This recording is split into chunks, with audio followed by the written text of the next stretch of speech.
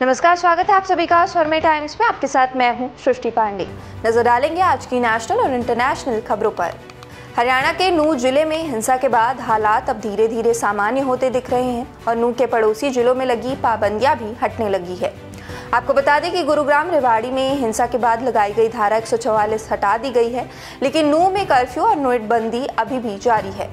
आज मंगलवार को कांग्रेस के प्रतिनिधिमंडल पूर्व मुख्यमंत्री भूपेंद्र सिंह हुड्डा और कांग्रेस प्रदेशाध्यक्ष चौधरी उदय भान के नेतृत्व में जायजा लेने आएंगे।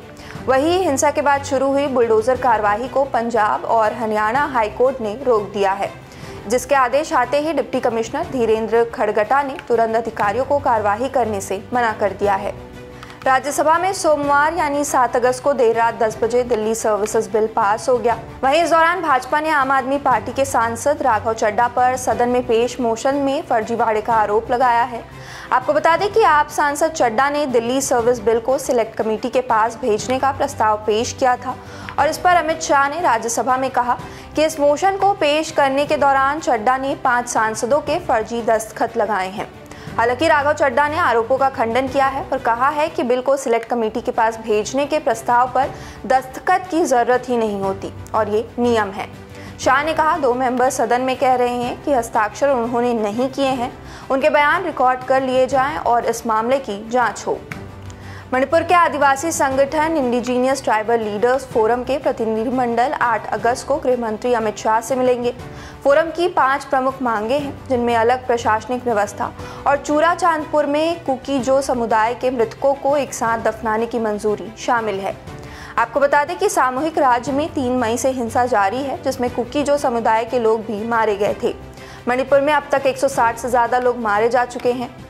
इधर जम्मू कश्मीर से आर्टिकल 370 हटाने के फैसले को चुनौती देने वाली 23 याचिकाओं पर सुप्रीम कोर्ट में आज फिर सुनवाई होगी, जिसमें सुनवाई करने वाले 5 जजों की बेंच में chief justice DY Chandrachud, justice SK Kaul, justice Sanjiv Khanna, justice BR Gavai और जस्टिस सूर्यकांत शामिल हैं। आपको बता दें कि 3 अगस्त को हुई सुनवाई में याचिकाकर्ताओं के वकील कपिल सिब्बल ने दलील दी थी कि आर्टिकल 370 को छेड़ा नहीं जा सकता और इसके जवाब में जस्टिस खन्ना ने कहा था कि इस आर्टिकल का सेक्शन C ऐसा नहीं कहता है। इसके बाद सिब्बल ने कहा, मैं आपको दिखा सकता हूं कि आर्टिकल 370 स्थायी है। आर्टिकल 370 पर सुप्रीम कोर्ट में 3 साल बाद सुनवाई हो रही है। तोशाखाना केस में गिरफ्तार हुए पाकिस्तान के पूर्व प्रधानमंत्री अपना पूरा जीवन जेल में काटने के लिए तैयार हैं। सोमवार को खान से मिलने के बाद उनके वकील नईम हैदर ने बताया कि C ग्रेड अटक जेल में रह रहे पूर्व PM को बहुत बुरी हालत में रखा जा रहा है।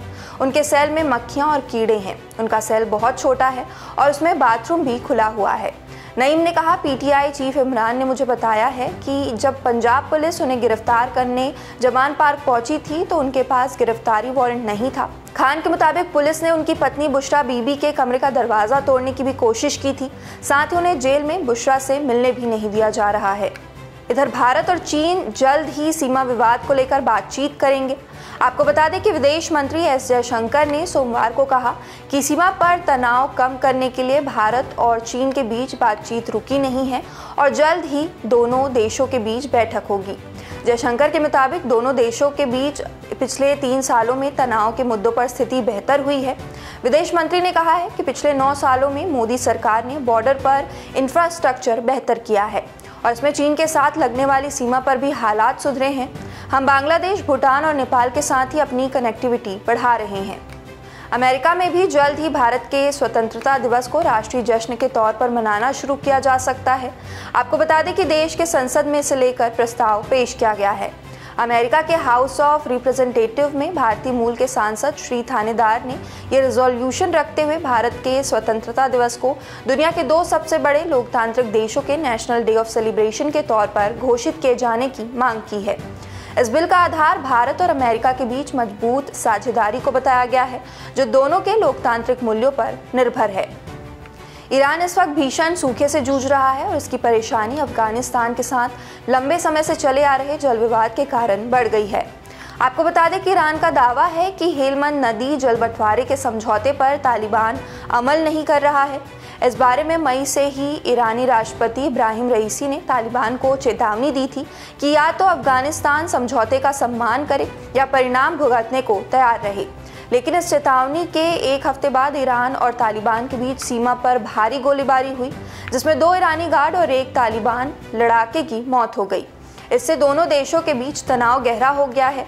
मामले से जुड़े एक व्यक्ति के अनुसार तालिबान इस मामले में जरा भी झुकने को तैयार नहीं है और उसने युद्ध की तैयारी कर ली है। खबरों में अपडेट रहने के लिए हमारे साथ जुड़े रहिए। इसी के साथ इस वीडियो को लाइक और शेयर करना, साथ ही चैनल को सब्सक्राइब करना ना भूलें।